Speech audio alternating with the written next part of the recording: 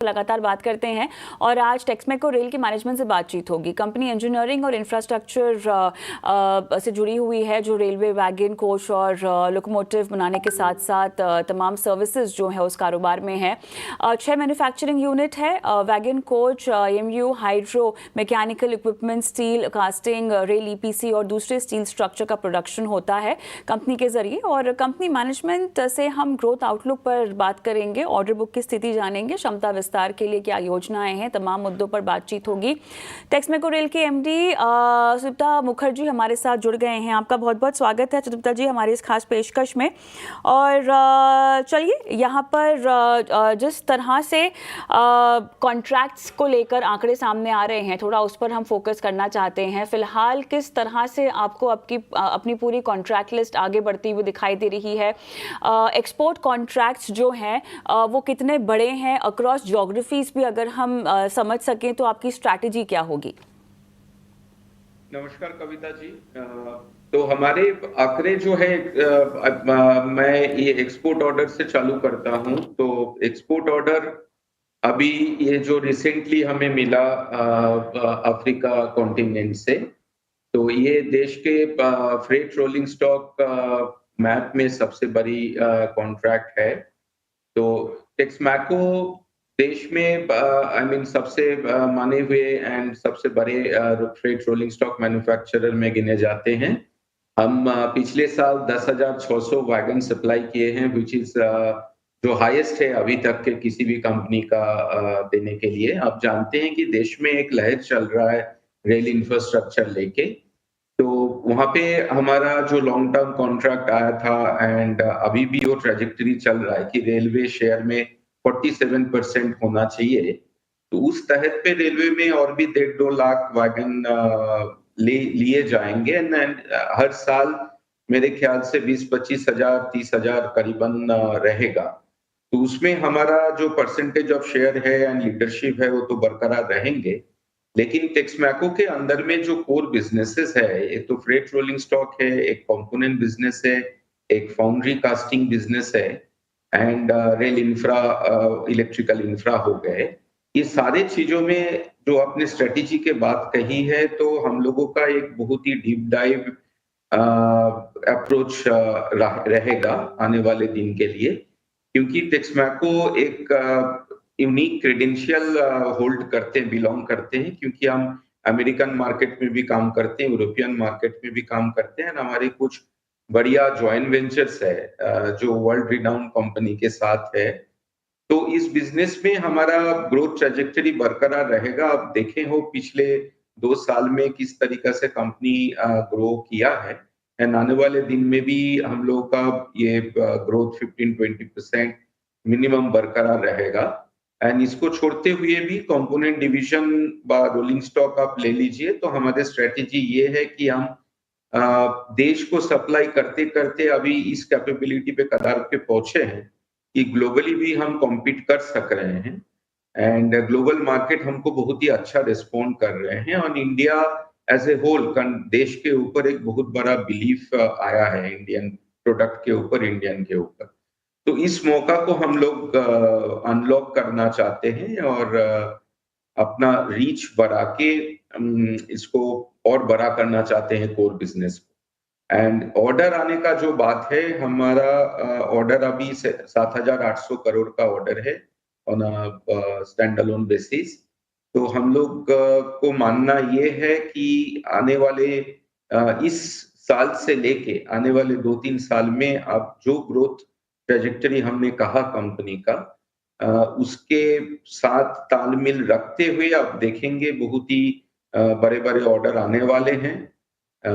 ये देश का भी अंदर में हमारा लीडरशिप पोजीशन हम उम्मीद करते हैं बरकरार रखेंगे और नए-नए रीजन में, वर्ल्ड में टेक्समैको का जो कोर प्रोडक्ट्स है एंड इंफ्रास्ट्रक्चर एरिया में हम लोग को ऑर्डर मिलने का उम्मीद है। बिल्कुल। सुदीप्ता जी, थोड़ा-सा मार्जिन्स पर मुझे बात करना है आपसे। अब जिस तरह से हमने Q4 मार्जिन इम्पैक्ट देखा था, ये क्या नॉर्मलाइज़ होगा? क्योंकि अब देखिए नए वित्त वर्ष की पहली तिमाही के नतीजे भी आएँगे यहाँ पर। मार्जिन्स में किसी भी सुधार की हमें उम्मीद करनी चाहिए या ये रेस्ट्रिक्टेड लेवल्स पर ही रहेंगे और वही उम्मीद हमें पकड़ के चलनी चाहिए जो पिछले साल की आखिरी तिमाही में हमने देखी इन टर्म्स ऑफ मार्जिन्स? नहीं, मार्जिन में आप इम्प्रूवमेंट जरूर देखेंगे कविता जी, क्योंकि ये जो आप Q4 का बात आपने किया, Q4 में एक ऐसे तो ठीक ही था बिकॉज बीच-बीच में जो रेल व्हील का अवेलेबिलिटी एंड प्रोडक्ट मिक्स में वो मेंटेन नहीं हो पाया था। बट अभी ओवरऑल आप अगर देखेंगे आने वाले दिन में जो हमारा माने प्लानिंग है और जो ऑर्डर बुक है और जिस हिसाब से हम एग्जीक्यूट कर रहे हैं, तो ईयर टू ईयर बेसिस में आप पिछले साल से जरूर अच्छा उम्मीद रख सकते हैं कि मार्जिन बहुत अच्छे इम्प्रूवमेंट होंगे एंड हम लोग उम्मीद करते हैं कि लोअर टीन में पहुंचने का। थोड़ा-सा रेवेन्यू गाइडेंस अगर आप हमारे साथ शेयर कर सकें पूरे FY26 के लिहाज से, किस तरह से आपको लगता है कि जो समीकरण बन रहे हैं बाकी डोमेस्टिक और इंटरनेशनल एक्सपोर्ट्स को लेकर भी, किसी भी तरह के रेवेन्यू गाइडेंस में सुधार या बढ़ा हुआ नंबर, क्या हम उम्मीद कर सकते हैं ऐसी? हम लोग उम्मीद करते हैं कि जिस हिसाब से चल रहा है कविता जी, पिछले साल हम लोग ओवरऑल 5,100 करोड़ करीबन टॉप लाइन किए थे। तो हमारा टारगेट तो है कि 10-15% मिनिमम वहां पे बढ़ना चाहिए, लेकिन आप ज्यादा इम्प्रूवमेंट इस बार उसके साथ साथ आप ये भी देखेंगे कि बॉटम लाइन में और जो मार्जिन इम्प्रूवमेंट का बात आप कर रहे हैं, वो सब में आपको सुधार नजर आने का उम्मीद हम लोग रखते हैं, क्योंकि हम उसी हिसाब से काम कर रहे हैं एंड कुछ कुछ बिजनेस में इंडिविजुअली भी आप देखेंगे कि बहुत ही एवरेज अगर आपका लोअर टीम में भी रहे, बट कुछ कुछ बिजनेस में आप देखेंगे कि सिग्निफिकेंट ऑन हायर लेवल में भी आना चालू हो गया, जो आपका अगला 2-3 साल में आपको बड़े बड़े दिखेंगे on a consolidated manner. Alright, ये भी बताइएगा मुझे अब डिमांड मोमेंटम, क्योंकि हम अक्रॉस सेगमेंट्स की यहाँ पर बात कर रहे हैं, आप बैठे हैं तो सभी सेगमेंट्स की फिलहाल स्टेटस जानना होगा। तो अक्रॉस द बोर्ड मुझे डिमांड बताइएगा, कहाँ पर ज़्यादा है, कहाँ पर वीक है और उसको सुधारने की कोशिश भी चल रही है, और आने वाली तिमाहियों में हम बेहतर डिमांड भी देखेंगे वीक सेगमेंट्स में। कैसा demand scenario across segments pan out हो रहा है? हम लोग जिस सेगमेंट में हैं, फॉर्चुनेटली हर एक में हम लोगों को अच्छा खासा डिमांड नजर आ रहा है। आप अगर देखेंगे कि रोलिंग स्टॉक डिवीजन में व कंपोनेंट डिवीजन में रेलवे का जो मिशन है नेशनल रेल प्लान के तहत पर railway and government of India उसी प्लान को मान रहे हैं। अभी हम लोग एक सबसे बड़ा जो कॉन्ट्रैक्ट निकला था 2-2.5 साल पहले, उसके बीच में है एंड फिर भी रेलवे कंटिन्यू प्रोक्योर करे जा रहे हैं एंड हम उम्मीद करते हैं कि इस साल और 20-25 हजार वैगन आने का चांसेस है एंड जो बड़ा प्लान है कि 47% लॉजिस्टिक शेयर में रेलवे का होना है, तो उस हिसाब से ये मोमेंटम जारी रहेगा। इसके बावजूद भी प्राइवेट सेक्टर को अगर देखें, जिस हिसाब से जीडीपी ग्रोथ का हमारा टारगेट है, इकोनॉमी का बारे और सारे पैरामीटर्स पे फोकस है सरकार का, तो private sector These are some of the verified P&L statements of a few of our students. Now you must चीज आ रहे हैं, क्योंकि सब मिलके एक टारगेट तो ये है कि हमारे एफिशिएंट लॉजिस्टिक्स हो एंड रेल एक ऐसा जरिया है कि जिसके बेसिस पे आप उस एफिशिएंसी में पहुंच सकते हैं एंड ये ग्रीन एनर्जी पे चलते हैं।